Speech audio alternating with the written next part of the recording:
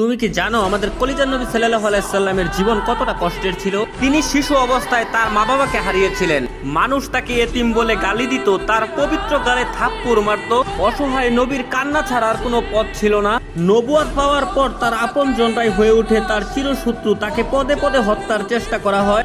মানুষ তার শরীরে ময়লা আবর্জনা ছুঁড়ে মারত, তার রাস্তায় কাটা বিছিয়ে রাখতো। মানুষ তার শরীরে পাথর মারত। মানুষের ছুরা পাথরে নবী করিম সাল্লাল্লাহু আলাইহি সাল্লামের দাঁত মুবারক শহীদ হয়ে যেত। নিকৃষ্ট পাষাণরা নবীর পবিত্র মুখে থুথু পর্যন্ত ছিটিয়ে দিয়েছিল। নবী করিম সাল্লাল্লাহু আলাইহি সাল্লামের কষ্টের দহন আরো বাড়লো যখন তার শিশুকালে কলিজার 3 পুত্র সন্তান ইন্তেকাল করেছিল। আবার কলিজার নবীর ঘরে চুলাও জ্বলতো না। ঈদের দিনও তিনি না খেয়ে ঈদগাহে যেতেন। ইসলামের জন্য আমার নবী 3 বছর গাছের পাতা খেয়ে বেঁচেছিলেন। এত কষ্টের মাঝে থেকেও আমাদের কলিজার নবী আমাদের জন্যই শুধু কেঁদেছেন। আমার এই অসহায় নবীকে যদি ভালোবাসো তাহলে কমেন্টে লেখো আই লাভ মোহাম্মদ এবং